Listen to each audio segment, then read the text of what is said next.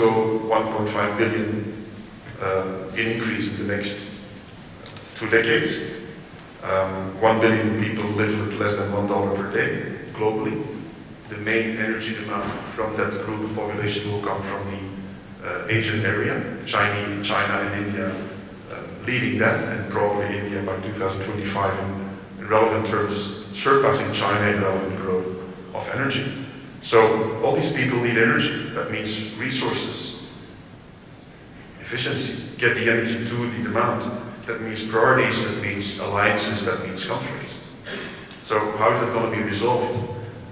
What does the whole debate say about water, the relation with water? Because we're talking about energy and optimizing demand and improving supply. What about water? It's an interesting one. If you look at the next slide, the graphs on the left below, you can see the water relation for energy in use and consumption. Some technologies use water, they don't consume it, like for example pump storage. Others use and consume, like nuclear. So this is in light of a 20% increase on global population in areas where water is a crucial element for transversal sectors from agriculture to quality of life. It's not just a decision on what technology can bring, it's a social debate. And so, I don't want to stress you too much or ruin your weekend or the happiness that maybe Chile is winning. I don't know if Chile is winning. We're winning. So it's also, but what I'm trying to say is that at the end of the day, as private sector, the question we want to ask ourselves is, how did we get here? We had very ambitious percentage emissions levels.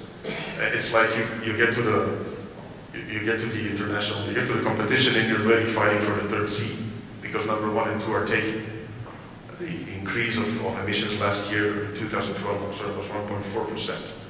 So the 2%, for those who have seen the BBC documentaries on the inundations globally, if global temperature goes to 3 and 4 degrees respectively, you might keep that in mind in your real estate portfolio. Probably we won't be here in this hotel if you look at that documentary. But so how did we get here globally? How did we get here locally? Maybe the message that we're giving is that the decision on portfolios, that is not that there's a lack of opportunities in energy, there's an excess. The question is, how should you decide where to point? How do you choose? And it's not just technology and being there first. It's that those were the obvious drivers, but we think they're a total of, and this is probably not an exhaustive list, but it reflects a little bit the mindset. There are basically 8 elements that all together are correlated. The first one is regulation and legislation, obviously. It has to be transparent. Without transparency, we don't have a clear investment spectrum, and so financeability of projects. Second is, I won't stop in each one of them, but the culture of entrepreneurship, the link with the academic world, the link of conferences where people give opinions, very founded opinions based on papers like this one, which I think is really an excellent experience for me the first time I'm here. So again, thank you for the invitation. Global growth, we've seen that the demand is there. So the question is, how do we optimize demand? How do we supply that? A big one is communities and social license on the left down. It's an interesting world. I don't know how much of you have read the book Here Come the People by Clay Shirky, which is a kind of a guru on social media, who makes an interesting parallel on the inversion of the classic publication format, right? First you create, then you filter, then you publish, and the population read what's published. Now it's vice versa. You create, you publish, and then you filter. The filter is done by each one of them. So you could easily find yourself sitting in a restaurant and waiting for someone while you tweet. You know, you give your opinions on everything that flashes by your screen at the speed of light. But who would actually intervene in a conversation at the table next to you if they would be saying the same thing? Would you stand up and say, "Excuse me, I'm not part of your conversation, but I would like to share my opinion, and I don't agree with you. We don't do that. Maybe we should, maybe we shouldn't, maybe it's impolite. The question is, the big problem of all those social media is that we feel engaged, that everybody's talking to us. They're not. And we're not talking to everybody either. So there's a lot of noise floating around. And that's, again, one of the elements of regulation, that the noise has to be cleaned up and zoomed out. The question is, how do you do that? Impact on the environment, very clear elements in presentations. That the era of natural gas, shale gas. People talk about the US shale gas boom. It was a boom, yes, but the technology existed from the early 80s. You combine hydrofracking and horizontal drilling and tax optimization and adequate mining rights, and you're there in Texas. You're not there in New York, prohibited by law. So it's interesting that nothing just happened overnight. There's a whole dephasing. There's a whole geopolitical element, and so the way we are looking at it is that one chooses the places where one wants to be, to fit what one can bring in terms of experience, in terms of expectations, not just financial expectations, expectations of trying to be a good neighbor, and that seems very cheesy maybe, huh? But at the end of the day, that's the only thing that will convince social communities that that's actually the neighbor you want. A lot of countries are at the verge of making the jump from natural resource economies to service economies. Australia, a lot of times, is used as an example. I don't know Australia, Belgium, living in Chile for an Australian company. So, but still, it's interesting in Chile when you hear that they take Australia as an example, how to move away from natural resource into a service technology in the economy in a successful way. How did they do that? Technology and innovation in the academic world is always at the center, and so is geopolitics. So at the end of the day, to stop and to wrap up, there's incumbents, there's innovation, which is essential.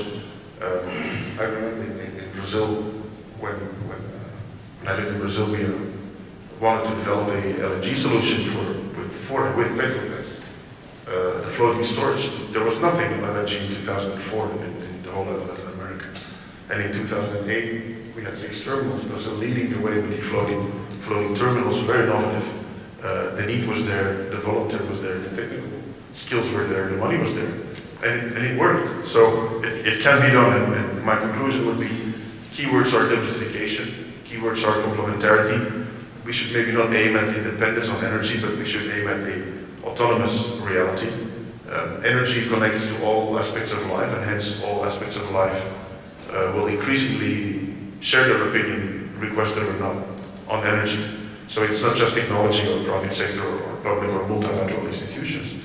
It's much broader than that. And only if we look at it in such a way do we believe that we will be successful. So above ground issues, as we summarize them, are on the equal front seat of technology innovation. And with a good eye on geopolitical and tendencies, one can develop successful energy strategies that will survive the next game changers or events over the coming 2 decades. Thank you very much.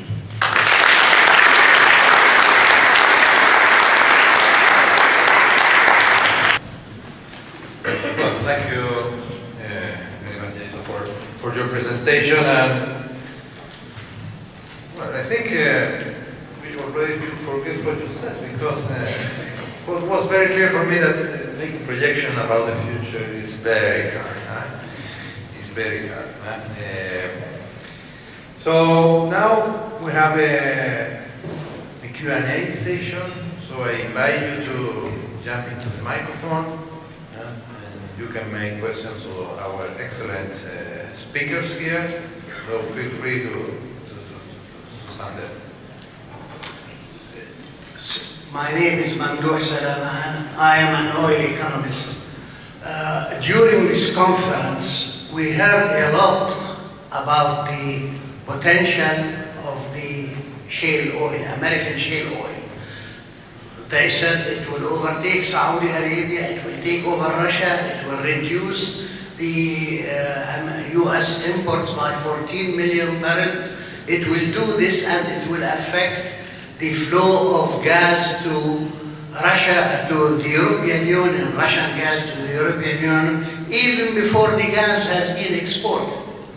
But would the panel give some thought that all the shale oil production has to be counteracted upon by possible loss of 3.5 million barrels of Iraqi oil, possibly in days, possibly in weeks. I hope it doesn't happen.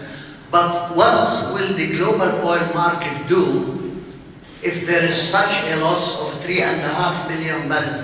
There is no global production capacity. OPEC does not have, despite the claims that Saudi Arabia has 1 or 2 million, there is no capacity. They haven't replaced Libyan oil loss yet.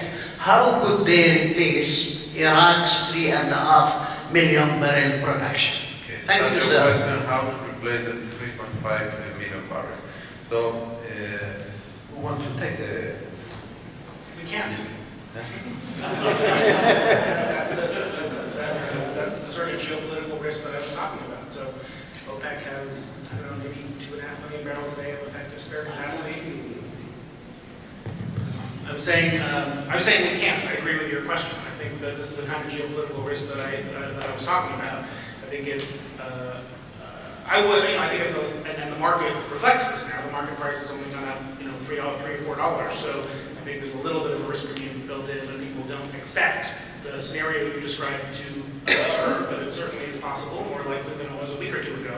And if that were to happen, we have, maybe, 2.5 million barrels a day of effective spare capacity in OPEC and in Saudi Arabia, maybe less, maybe more. You don't want to use all of that either, because the markets will get nervous and they'll push up price. We have strategic stocks that can fill the gap for some period of time. But if Iraq were to be lost to the global oil market, prices would go up a lot. I don't know, 20, 30, 40 bucks a barrel, but a lot. So that would be a real problem. And it's a reminder, as I said, of the fact that all these rosy projections about what the world's going to look like a decade from now are always a little harder in reality than they are when we make them. Well, it's sure that you will feel it in the gas station when you pay. Thank you. Your name? I'm Mike Keynes, and I'm with the Logistics Management Institute in the Washington, D.C. area. And my question is for Ying Fan. And so, thank you so much for your presentation. You certainly showed the challenges that China faces in the energy area.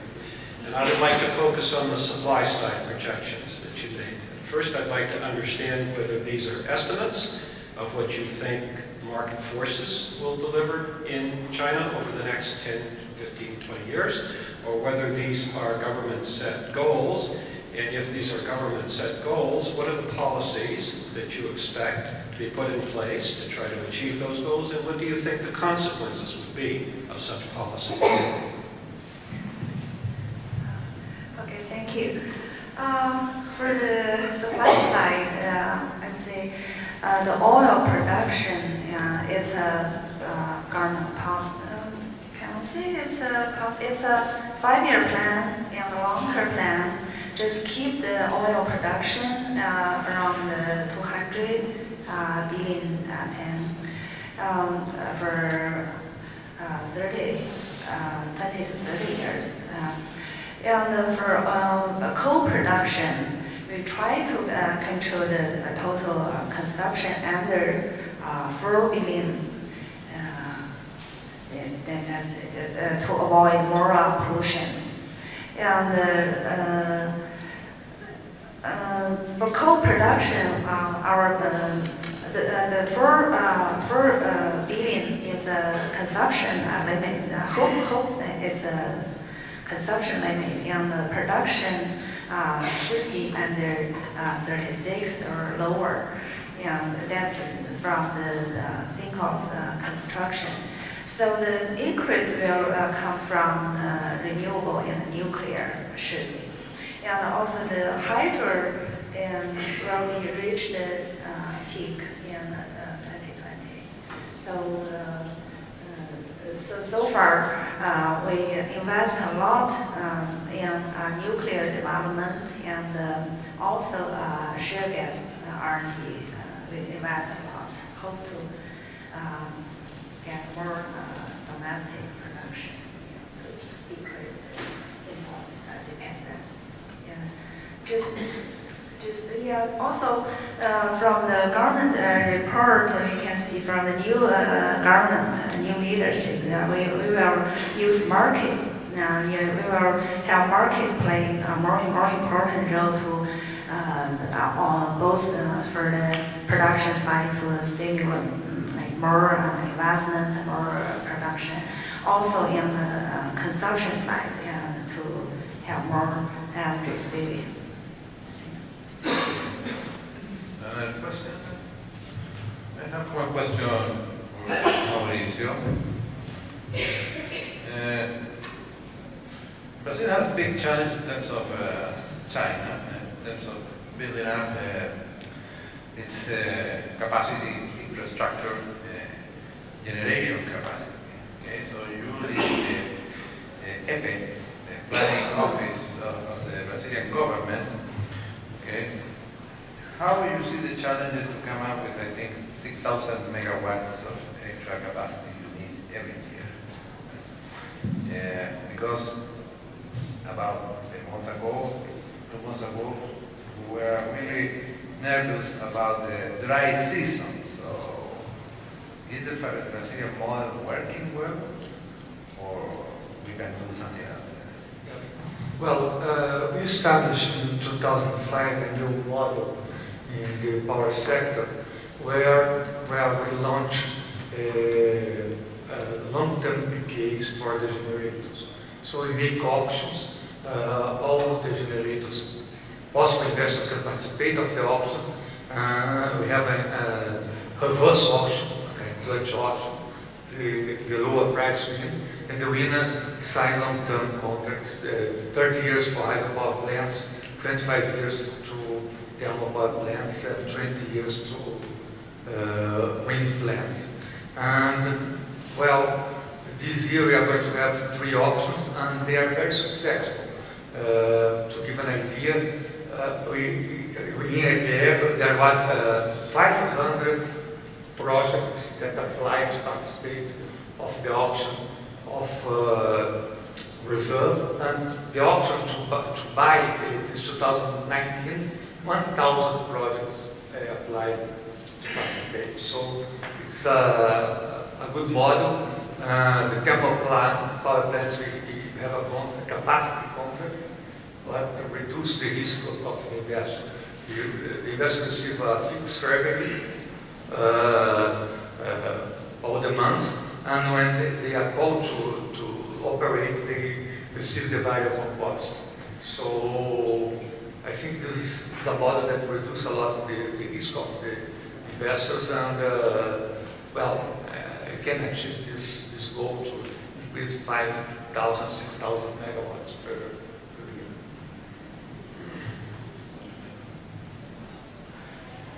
And you, Frederick, leading a company that gets the hand sometimes dirty building the projects. You have to deal with environmental permits, social permits, all kinds of permits.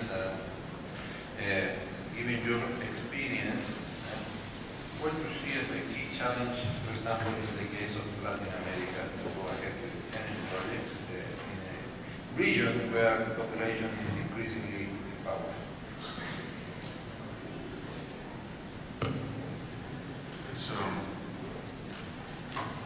It's a question that we ask ourselves a lot. I don't think there's a single response on a regional level. I think Latin America is interesting in the sense that if you would consider it an entire region, it is significantly auto-reliant on energy. A lot of reserves of gas, oil, hydro are present in Brazil, in Chile, in Peru, Colombia, Venezuela. Bolivia, for example. Now, interestingly enough, there has been a lot of efforts in Latin America and in the Mercosur expanded area for energy integration.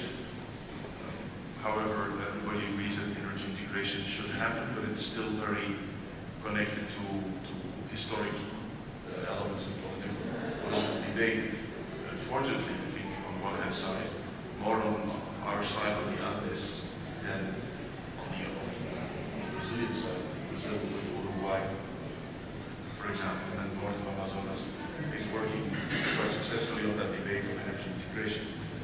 The other element is the whole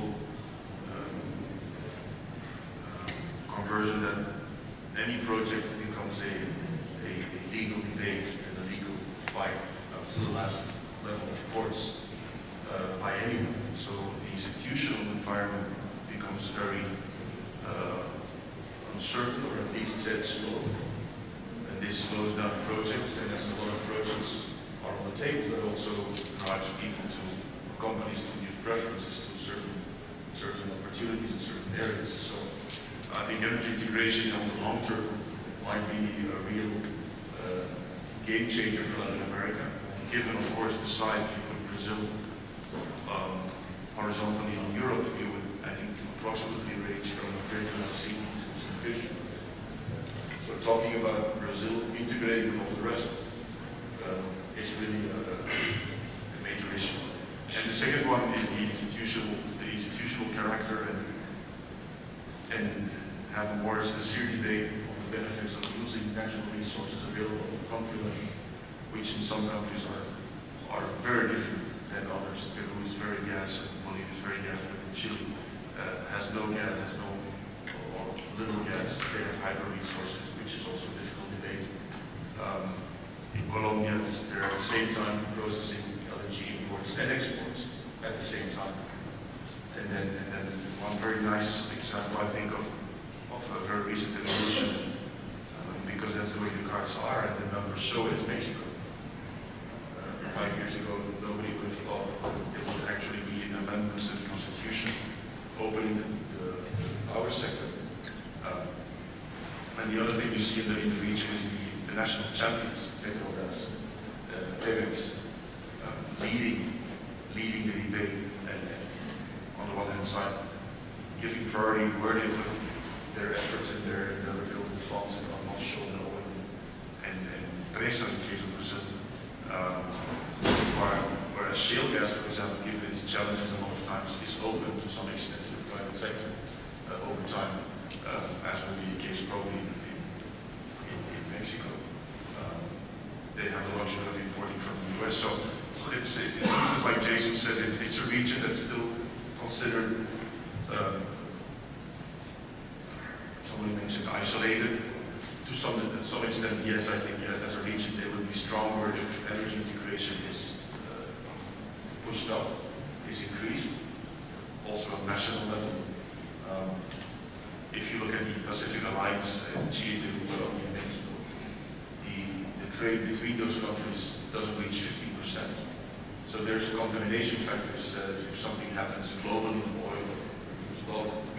But in those alliances that are fairly new, they aim to be more supportive of one another against these external global shocks. So I do think in that sense Latin America has quite some potential, quite some promising decades ahead. Thank you very much. Other comments?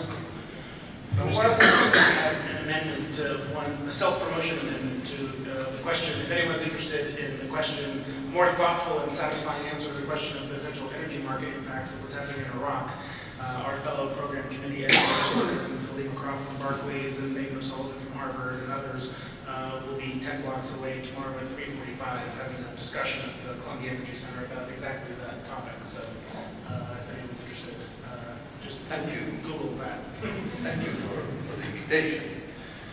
Okay, so we're coming to the end. We figured out that this is a small and dynamic world. I think we are convinced that what we believe today, maybe we are wrong tomorrow. How many of you think that Chile will be the Hey, the world has changed. The world has changed, and we should get used to that, okay? So I ask for a big applause for our excellent speaker.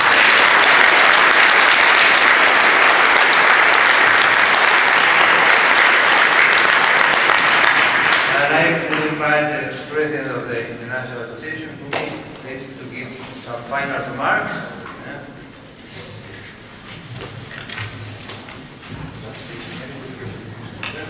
Thank you very much. Let's give them a round of applause again.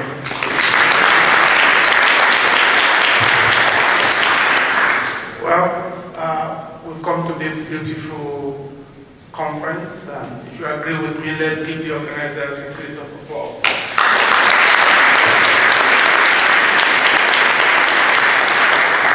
And I want to thank President McCain and his team for organizing this, and also I would like to thank David William and his David, please, right, Russell, please.